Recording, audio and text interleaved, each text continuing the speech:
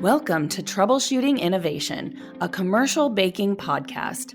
I'm your host, Joanie Spencer, Editor-in-Chief for Commercial Baking, and I'm speaking with Stephen Hallam, Brand Ambassador for Dickinson Morris and Chair of Judges for the Tiptree World Bread Awards, which will take place at IBIE 2022, September 18th through 21st in Las Vegas.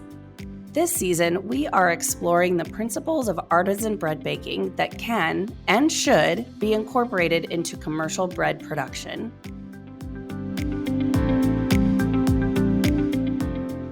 Our final episode is all about people, training, and culture in the world of artisan bread production at scale. Stephen, thank you so much for joining me in this final week. I have thoroughly enjoyed our conversations, and I'm very excited about this one. Well, people, where are we without people? We start as babies and we hopefully leave the world as adults, but in between time, there's an awful lot of knowledge and wisdom. Wisdom seems to come with age, I think, that we gain. In the world of baking, which is a science, the knowledge is fascinating. What goes on when you're actually mixing a dough, when you're baking, the action of steam on the dough in the oven, that's just bread. And the same applies in cake making, how you make a cake, the different processes, sugar batter, cake batter, etc., all in method.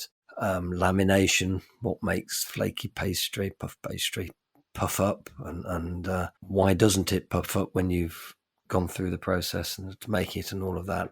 Likewise with bread, we can make a dough sometimes and ouch, it's not as it should be. All of the science behind bread making is not difficult to learn and it's not difficult to find. I think the two most important years of my life, I'm a retired baker now, but the 2 years that set me up for life were spent at a baking college in London. It was called the National Bakery School. And after I'd left the statutory schooling, if you like, and I'd started to work for my father in the bakery. I was told I was helping out, and 3 years later I was still there. And I was sat down by my father and he said, I think if baking's to be your vocation, as it looks as if it's going to be, then you need to do the job properly, which is something I never did, and you need to go to college.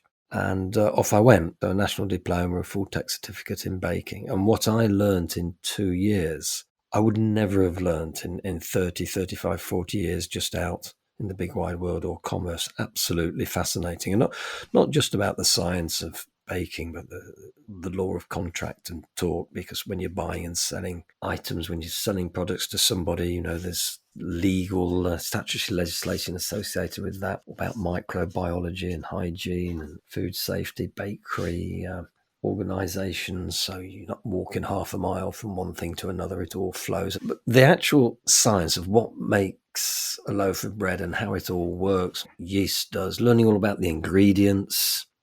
Yes, when you understand where chocolate comes from and the trials and tribulations from in the raw pod to the finished product and its affinity it has for water, you treat it with much more respect, as you do a lot of your ingredients. The making of all the different fats, sugar, that's fascinating how sugar is made in different grades of sugar. Flour, and where flour comes from, the challenges the miller has every year because it's such a natural product. I found all this knowledge to be fascinating, and it's helped me all my life, wherever I've been and whatever I've been making within the industry. Now, not everybody, of course, in the industry is as fortunate as I perhaps was to go to college for 2 years. Great fun. Yeah, I was in London for 2 years as a single person. That was fun as well. But I thoroughly enjoyed it. Now, because of this, whenever I see ingredients or I see a loaf, I'll always look at it in a very different way because I know what's gone on both technically and personally, the people behind making that loaf of bread to get it in front of me. Now, I also think I'm very fortunate that I've loved the career that I've had. My passport says I'm a baker, not a managing director or director or passenger or what have you. It says I'm a baker. And there does seem to be, certainly in Europe or in Britain, let's say, much more respect towards people who have a craft skill, and in this case, baking, than there once was. The consumer realizes that there's a lot more passion and love and technical skill gone into making a loaf of bread than they might have previously, say, some 20 years ago. And we've seen that with the rise of artisan bakeries and craft people going out of their way, paying quite significant amount of money for a loaf of bread, £5, £6, £7 for a loaf of bread, because of the time it's taken to do it. Now, in any bakery, I would challenge, or I would ask the question, just how much do the people working in that bakery, wherever they might be, at whatever stage of the process, just what training they have received.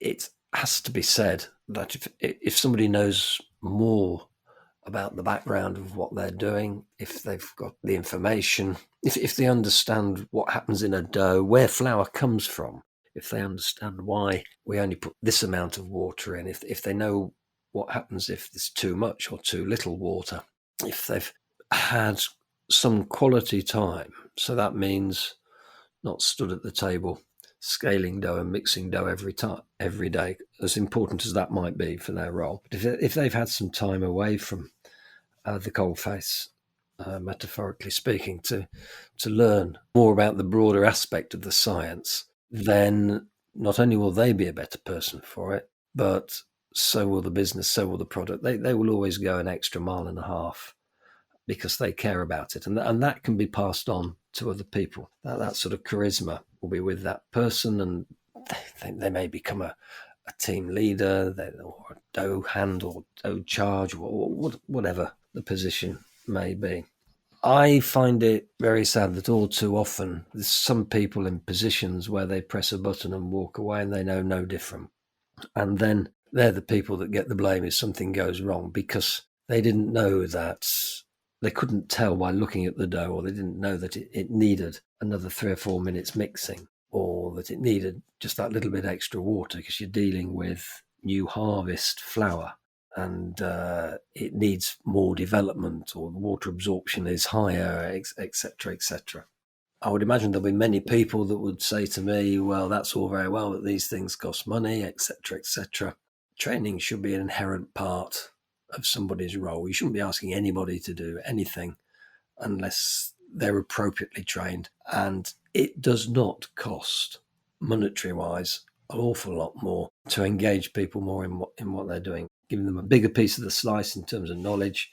So much can be done online now. Once upon a time, we used to have colleges all the way through the UK, and you could send your people, your staff, employees to colleges on day release, and they've basically fizzled out. They're no longer around, probably because time has become so precious, and it can take quite a long time to come up with your qualifications, etc. And unless you're going to do it full time, and that's a totally different scenario, really, where you're going back into college for 2 or 3 years. That happens in Germany, of course. If you can't set up a business unless you've done your Meister's degree or Meister's certificate, and that could take exactly that, 2 years. So as a baker, you set up, and immediately all your customers know that you have got the knowledge, you have got the training, because you've gone through that period that will have cost you significantly as well. So you've made a commitment, but there's an immediate trust there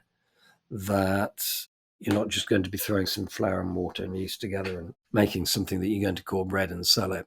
I think the quality of products would also improve when people have more passion for what they're doing.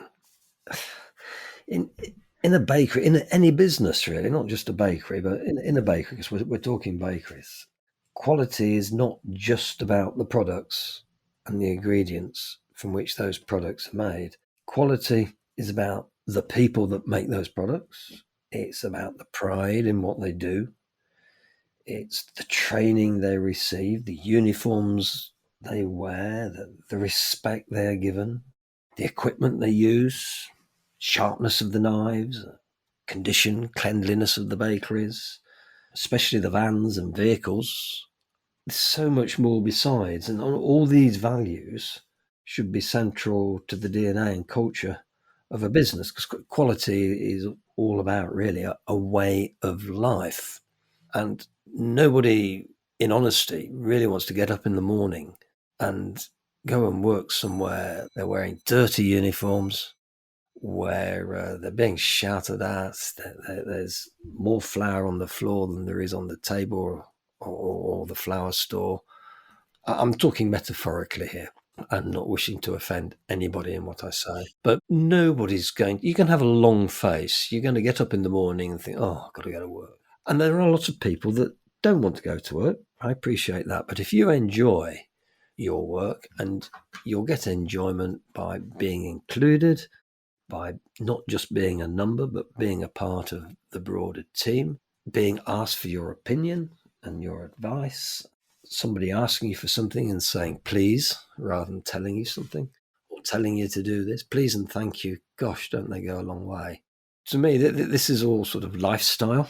And when it comes down to working in a bakery, the actual technical knowledge is the same today as it was 20 years ago, as it will be in 20 years' time.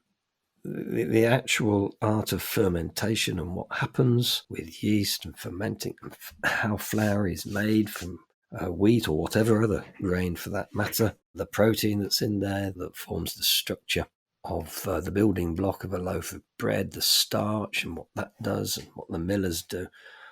Certainly for myself, there was a ka-chung moment when all this came together, and it was as if my eyes opened and a drudge of going to work turned to be a welcome and an excitement of what was going to happen the next day.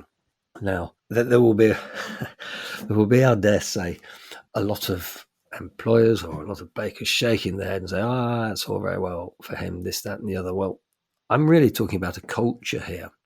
And cultures don't change overnight. Fashions do.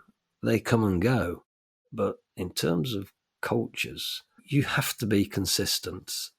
Part of that consistency is treating your people well, with respect, so that they have pride in what they do. And there's all these little bits that I've been talking about. They're not big. Saying good morning to somebody in the morning, or not saying good morning to somebody as the boss when you walk by, can have a huge effect on that person. And or the contrary to that is, you may not realize how important it is to that person that you've said good morning to them, as opposed to in their eyes just walk by and ignore them. They then become an incredible ambassador. Now, this isn't sort of a swoon effect that happens with everybody, but it happens with more people than it doesn't. And the combined effect, it's like the combined effect of the parts is bigger than the individual parts in their own entity. To actually set aside time or create a process whereby all your people and employees can learn more, and it doesn't have to be in work time, it could be out of work time. You could put a room aside for people to just go and look at whatever the particular topic is you want to learn about. There is so much online, if it's not available from various baking societies, etc., as training packages. There's two sides to this, isn't there? There's training of the baking knowledge, which is important for the actual job in hand. There's also the cultural side, where people say, that's a great company to work for. And when you try and put your finger on that, somebody will say, well, I don't know, but it's just there. And when they do say that, you know you've got it right. I would agree with you that it does instill passion for the job that they're doing, no matter how big or small, that they feel invested in the product that they're making or helping to make. So I'm curious, as the chair of judges for the Tiptree World Bread Awards, when you're judging a loaf of bread, does the care of the people come through when you're judging a finished product? Can you tell the difference? Yes, I think it does. And I'll give you a classic example of something that is wrong, that there is absolutely no excuse for. as if you're presented with a loaf that's dirty. So a loaf of bread will come out of the oven, and inevitably it's picked up by somebody wearing some oven gloves or oven mitts. And when you pick up a tin will be dirty. It's coming out of the oven. It's not dirty as in soil dirt. It's dirty in that there's oil and there's fat, and they've been in an oven for 30, 40 minutes at 450 degrees Fahrenheit, and etc. So it's hot. And so you're going to have a dirty side on the midst where you pick the tin up and then you knock the loaf of bread out into an area that you keep clean, and then you reverse that. You put the tin on one side, you reverse your gloves. So you've got the clean side that you pick the loaf up with, and you'll put it maybe in a wire tray to cool this, that, and the other. And to actually see dirty bread on a shelf because it's been picked up with the mitts that have also been handling the tins, it's blasphemous. It just shouldn't be there. It doesn't look nice. You wouldn't want to eat it. And if it's on a competition table and it's in front of you, the message is, well, that's okay in that business for that to happen. Because if you're entering a product into a competition, you are basically saying, that's the best I can do. When you enter for the first time, you have what you've made, and let's say it's the best you can do, and this, that, and the other, and in it goes, and it will be assessed by the judges against the various criteria that we've spoken about previously. And comments are made on that loaf as to how it could be best improved or what most impressed the judges about it. The questions leading to positive, constructive remarks that go back to the entrant. And then you'll enter again and you'll take that into consideration next year and so on. And what gives me huge satisfaction is to see people who've regularly entered over the years and how their entries have improved year on year because they've taken note of what's been said. Such remarks sweep through the whole of the business. This loaf is representing that business. It's the loaf that wins, of course, but that all the hype around that goes back into the business. It goes to the people involved in making the loaf. And you do see this improvement year on year. And coming back to your question, yes, if something is just half-baked or that just slapped together and it's put in the competition, a remark will be made on the assessment form of how it could be improved, and a salient remark as well. This isn't about putting people down, it's about helping people. And if it's helping to improve the quality of loaves across the baking industry, that's got to be a good thing, I think, hasn't it? So we're always looking for improvement. And at first an entrant might think, oh, that's all right, they put it in, and then they'll get some feedback, and then they work on it. When you reach a stage where you're entering quite regularly because you realize what this is doing for your people, that the whole process of entering and getting rewards brings the rewards to customers, to people, to business, and all of that, you get to a point where you think, well, that's not good enough. I'm not going to put that in. Just occasionally something might not go right. And if it's not right, you shouldn't be putting it into the competition. Yes, you may have paid the wee entry fee to enter, but by putting it in the competition, you are saying this is representative of what I or what we do. That's the best we can do. You don't enter a competition to come second or third, do you? You enter to win. You may come second or third, or the loaf may come second or third, and the loaf may get a bronze instead of a silver or a gold. But you don't enter to get a bronze. You enter to get a gold. You aim high. If you're forever aiming low, you're not going to get anywhere, are you? There's going to be no improvement. Yeah, you do see that in the loaves, and sometimes there are loaves that stand out. They're there on the judging table, and from across the room, you can look across and you go, wow. To get the perfect loaf where all the elements that we've been talking about in our podcasts, they've all come together. It's been perfectly mixed. The fermentation is exactly right. The flavor is spot on. It's neither too much but there's flavour there. But you do, and you pick this up. Generally, just like you or me, if you feel good on the inside, you look good on the outside. That's a good point. With a loaf of bread, if it is looking good, then you're 95% sure it's going to be good on the inside. Not always, but generally, if you've got 20 loaves and you line them all up, from those that have got serious wow factor to those that, oh dear, what's that one doing here? And you put them in a row, again, not always, but more often than not, the ones nearest the top from appearance are the ones that will be in the money and in the points. There's so much going on to get it to look good, and so much has happened for that to for the appearance to be good. All the ingredients, the mixing, the processing, the baking, and the person that's done all of that as well. So yes, you can tell. Sorry, that was rather a long answer. I love your analogies, though. I think they're spot on.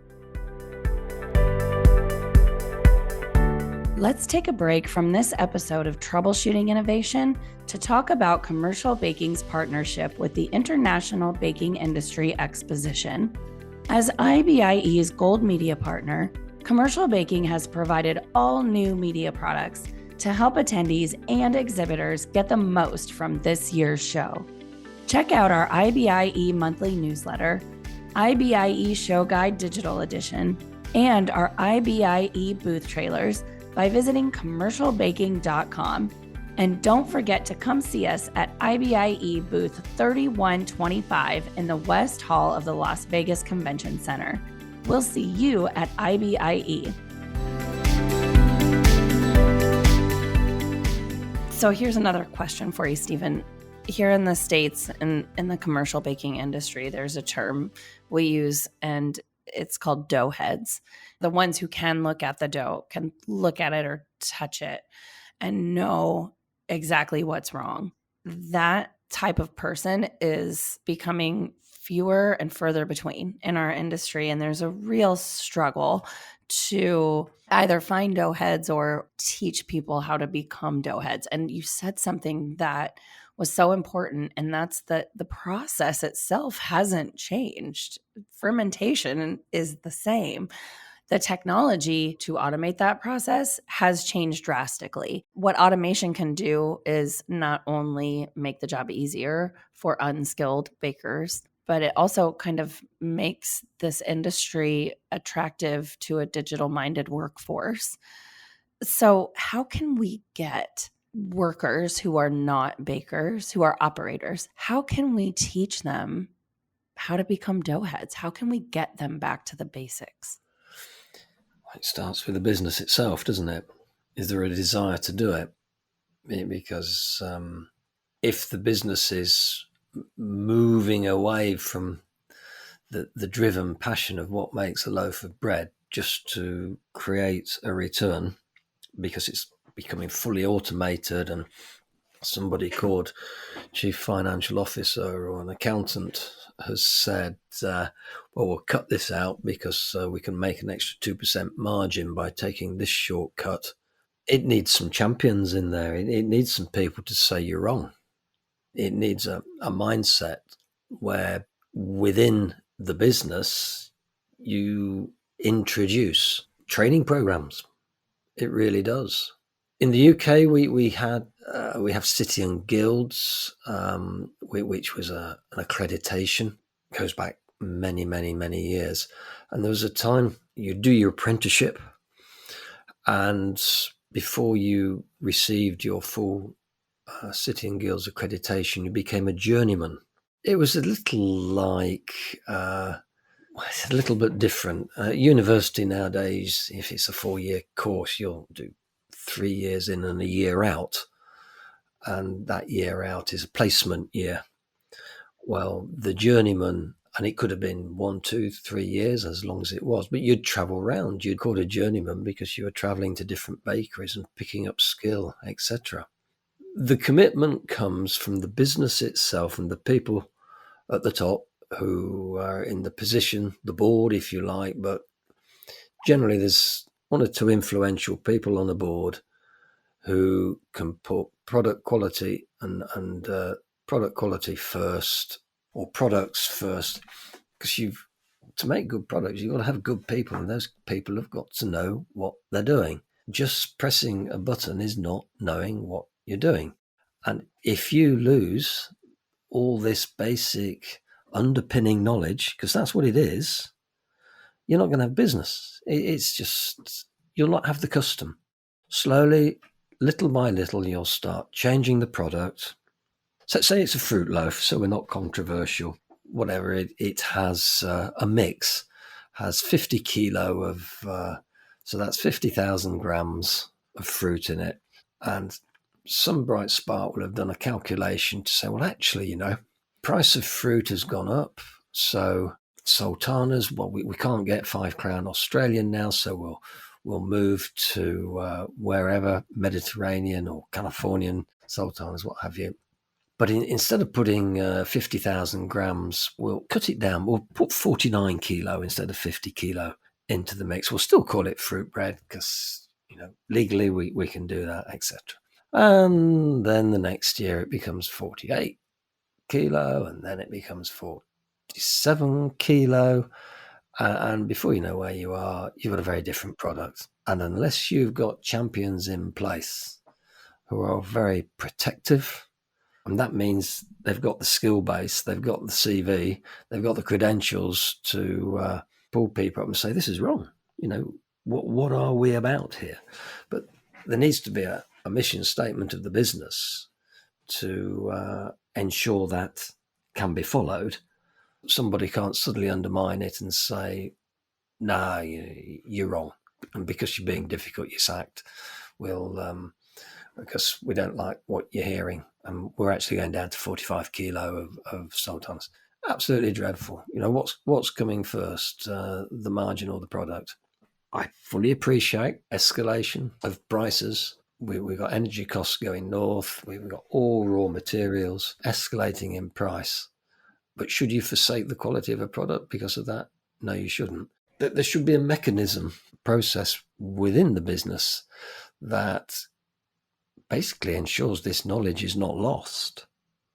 It could be, I don't know, a weekly seminar of just an hour or half an hour that's built into a training package. You can have product heroes that can pass this knowledge along and show people. You can learn an awful lot by seeing what wrong is as opposed to seeing what right is. We talk about proving just right. So this structure, you've got the oven spring, this, that, and the other. Well, if you deliberately make some products, and I'm talking on a test basis, not in a huge plant, that have no salt in, that is far too stiff a dough, that is underproved, that is overproved, and you see the results, then, in fact, lots of places do, don't they? On take cookie businesses, etc., and what goods looks like and what bad looks like in terms of baking on a colour chart. But seeing it on a chart is one thing. Actually having a symposium where people can see it for themselves or do it for themselves, that might be a big ask for some businesses, but the commitment lies on the industry itself to come up with a solution not to lose this underpinning knowledge. And they have to put some processes in place in their businesses that allow this to happen. And then, of course, you have to follow it up to make sure it does happen. Because there's no use saying, oh, we have a training scheme and this, that, and the other. Well, what reward? Does there need to be a reward? And reward needn't be monetary when people have attained a level of skill. It doesn't mean there's an increase in the wage rate or what have you. It can be in all other ways. But this comes back, doesn't it, to what I went on a little bit about to begin with in terms of the culture of the business and the pride. Okay, I have one final question that I think can sort of sum up this episode and sum up this season of Troubleshooting Innovation.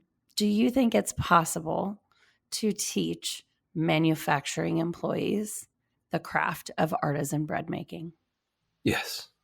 Yes, of course it is. You know, gosh, I've said it a few times, haven't I? Oak trees come from acorns. You know, you wouldn't have large manufacturing if it didn't start somewhere small to begin with. It can be done. The challenge will be the people in that business allowing it to be done. Somebody will say, there's a cost here, or I can't afford the time, or haven't got enough people, and this, that, and the other. If you want it to happen, it will happen. And I think the industry needs it to happen, doesn't it? It does, yes. Stephen, I think that's the perfect note to end on. Well, it's been an emotional few weeks, and thank you for teasing all this out of me. I am but just a humble baker and very proud of it. And if anybody should be coming to IBIE and they'd like to come and have a chat or see what takes place and the process of judging loaves of bread, do come and visit us at the Tiptree World Bread Awards stand.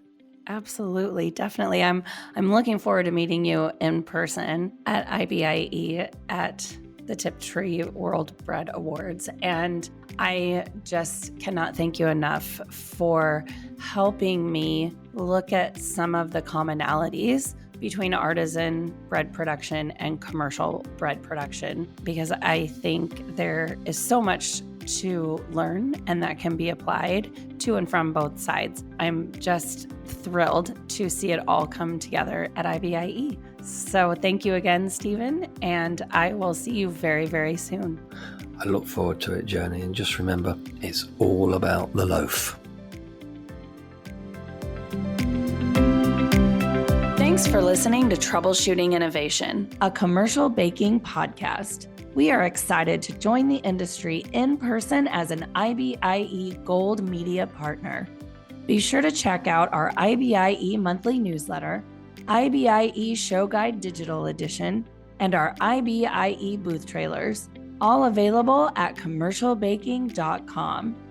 Be on the lookout for exclusive digital content live from the show, and don't forget to visit us at booth 3125 in the West Hall. We'll see you in Las Vegas.